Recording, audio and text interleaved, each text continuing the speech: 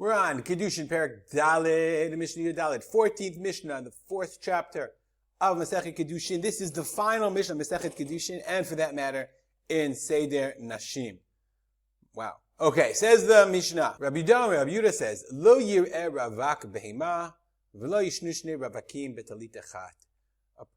A single person should not be ro'eh behema, should not shepherd sheep, and two single persons should not sleep in one garment.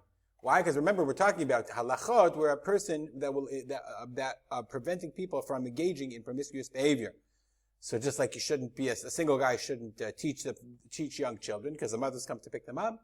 So too, a ro'eh behemot, a person shouldn't do it while he's single. Nor should two men sleep in the same cloth, i.e., in the same cover, without any clothes on. Why? Because there's a chashash of mishkav zachor. Bartunah says halacha kachachamim, as we said. The halacha is like the Chachamim. Shelo nechshedu Yisrael ala zachor, because the Jewish people were not suspected of homosexual behavior nor of bestiality. But apparently, Rabbi Yehuda saw too many single shepherds falling prey to their loneliness. We'll put it that way. Chachamim ativim. Mishnah continues. Kol she'iskoyim anashim lo yityached im anashim. If a person engages with a business that requires engagement with women, he should be mityached with women at all. Bartunah says even many women. Why? Because that engagement with women will lead to inappropriate situations. So now the Mishnah is going to go into a much broader discussion of what job, what profession should a person go into? Meaning when you're raising your child, you raise your child to go into a profession, and that will lead his direction for the rest of his life. A person shouldn't teach his son a profession that's going to involve being around women all the time. You become a purveyor of lingerie or women's clothing, you're going to have to be with women all the time, and that has the potential to lead to all kinds of problematic behavior. Rabbi Meir says, "La'olam yelamed adam et beno umanut nikiya v'kala." Person should teach his child an umanut, a clean and light, an easy umanut, clean and light profession or skill. Umanut really means a skill. And then he should pray to God to who the wealth and property belongs to him. Meaning, teach your child a trade, but then you'll say, it's emunut kala. He's not going to be successful. He's not going to be wealthy. No, pray to God because the wealth and the chasim and property belongs to him. Why? Because there is no profession in which there aren't wealthy people and poor people. Except maybe education and probably the rabbinate. Shelo aniyut mina umanut, v'lo ashiyut mina amadut. Because let's be faced, Rabbi Meir says, poverty doesn't come from the nature of your profession, unless that profession is asking other people for money. V'lo ashiyut. Actually, there are certain people that ask other people for money and make a lot of money. So I guess here the Mishnah is right. Lo aniyut mina umanut, v'lo ashiyut mina umanut. The profession itself doesn't bring poverty or wealth. Ela kol lefi zchuto. Everything is according to his zchut, his merit. If you look at the Mishnah of the Yachinu Boaz, So the author of the Yachin West is a long essay on what about luck and fortune, long essay. Learn it on your own. Rabbi Shimon ben Elazar says, Ra'ita miyamecha chayav va'of sheyesh lahem umanut. Do you ever see a chayav va'of, a bird or an animal that has a profession? And they support themselves without pain. Although, to be honest with you, many animals starve to death, whatever. They were created to serve me. And I was created to serve my creator. I should also be supported without tsar, like the animals. Ella. So how come I'm having such a hard time making a living? My actions turned me for the worse. And that's what the kapeach, I think it means to cut my salary. That's my actions were what caused my parnasa to suffer. My actions were, of course we're supposed to be supportive shelo b'tzar. So our own actions, our own misdeeds, cause us to have, to lose our merits. Abba Gurian, from Tzadyan, a man from Tzadyan, okay, said in the name of Abba Gurian, said the following. A person shouldn't teach his children to be chamar, he shouldn't be a mule driver, gamal, a camel driver, sapar, okay, other Mishnah, other gear, so to say, kadar, meaning a person who sells, a traveling salesman of kiderot, of drugs, or a wagon driver, sapan, a boat driver, meaning a boat person, ro'eh, a shepherd, chenvani, or a storekeeper. It shouldn't be any of those things. She'umanutan, umanut listim. Because those are all umanut, they are all trades of thievery. Why all these things are thievery? Why? Because they went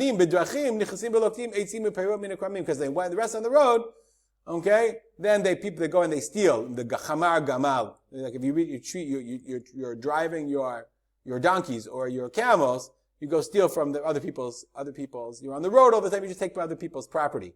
Vod she'iskarim b'vnei adam u'ma'avrim al tanam. Like the boat driver, like you hire him. He said, safan, okay, or kadar, or the one we said was the wagon driver. All those, like he makes you a deal, and he says, oh, you want to go faster? You want to get there on time? We're going to double the price. So that's our umanatum umanut listim. Chenvani also a shopkeeper. It's very hard to own a store and to do it honestly. There are so many opportunities for cutting corners. Rabbi Yehuda Omer Mishum. Rabbi Yehuda says in his name, Chamarim, the donkey drivers, Rubam Rushayim, they're mostly wicked. Vagamalim, and the camel drivers are Rubam Ksherim. Mostly they are Ksherim. Why? They go out because the Chamarim, they're in the middle of the fields, in the middle of settlement. Whereas the Gemalim, those who do the camels, they're going into the Midbar, they're going into the desert. And therefore, they're afraid, he says. They're going to the desert, so therefore they have to rely on God. Hasafanim, the boat captains, Rubam Chasidim, they're righteous. Why? Because traveling on the sea was extremely dangerous. So therefore, they had to have a lot of faith in God. Famous line, Tov la rof'im shebegehenom. The best of the doctors, they should go to hell. So the Bartanura, the Kahati gave an explanation. He says, why? Because they don't do their best. He says, or it quotes the Meiri, she'eino yodea lifamim, I'm quoting the Kahati for you. Eino yodea lifamim sibata choli v'derech refuato. He doesn't know what to do. Well, satzmo baki. And he makes himself as if he does know what to do, and he causes a person to die.